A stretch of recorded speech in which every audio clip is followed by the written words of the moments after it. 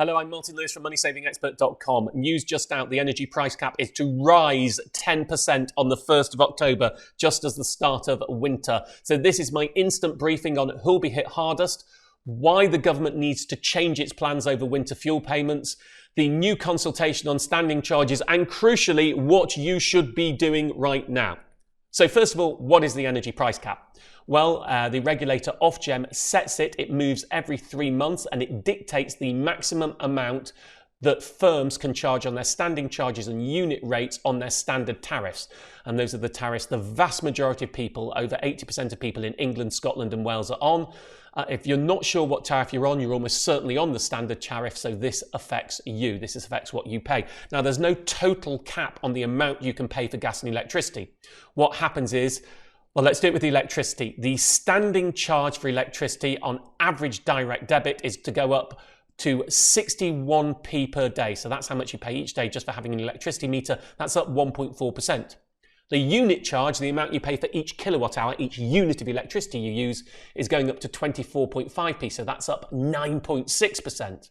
On gas, the daily charge is going up to 31.66p. That's up 0.8%. And again, the big rise is on the unit charge, the amount you pay for each kilowatt hour of gas you use, which is going up to 6.24p per kilowatt hour. That's up 14%. Remember, they will vary by the region, so these are just averages.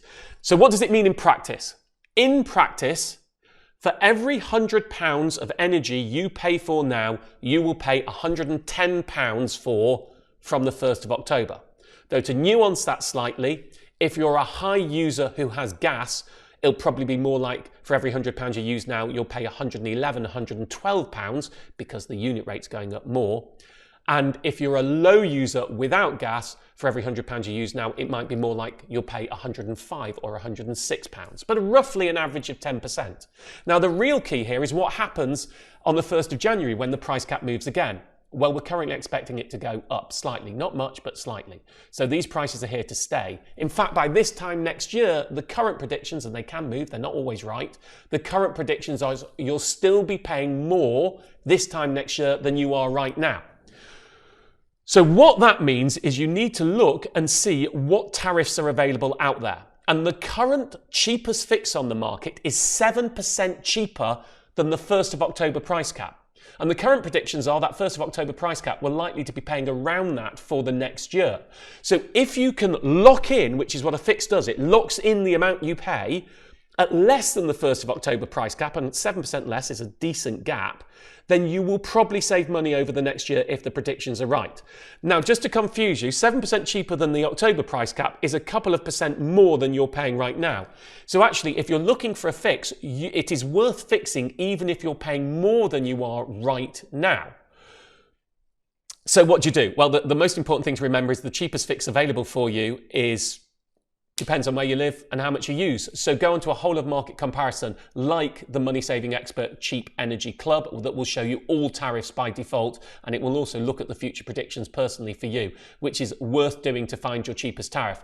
Some people are saying to me, why don't I wait till October so I don't pay more in the interim? Well, the problem with that is we don't know that there'll be fixes available at this price in October. There may be, there may not be. So you're safer to get it sorted now while you know those prices are available. We simply don't know what's going to happen to the prices of fix. They move very regularly. Next thing worth talking about is pensioners. So the typical household, I don't like using these figures, but it's the easy way to explain. On typical usage, over the 6-month winter period this year compared to last winter, we'll pay £100 less for gas and electricity, because even though prices are going up now, they've already come down. So there's a saving of around £100 this winter compared to last winter's crisis. And it was defined as a crisis last winter. But last winter, pensioner households got the £300 cost of living payment and they got the up to £300 winter fuel payment. So £600 of support. This year, there's no cost of living payment and the winter fuel payment is being means tested. So most pensioner households will be losing up to £600 of support for a gain of £100 cheaper gas and electricity. That is a real hit, and I think it is unsustainable for most households. Now, my problem with what the government has done on winter fuel payments, I accept getting rid of universality. Millionaires don't need to get the winter fuel payment. Universality, rather. But I think its eligibility criteria of saying only those on pension credit, which is for the very poorest pensioners earning less than £12,600 a year typically, only they will now get the support this year. Now, first of all, there are 880,000 pensioner households who should be getting pension credit but don't claim it. I've been trying to get people to claim it for years. I think that will be very difficult to shift that. So there'll be many missing out who really do need the help. But also, 12,600 quid is too low. And there are many who are just above the threshold who this is really going to hurt.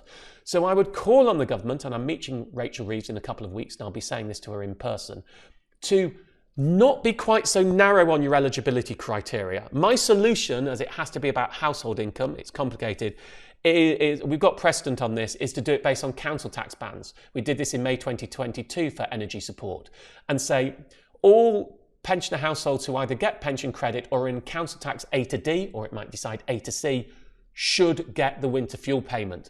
Council tax is imperfect but workable and a quick way to provide support. And finally, let's just talk quickly about standing charges. Standing charges are a poll tax on energy bills.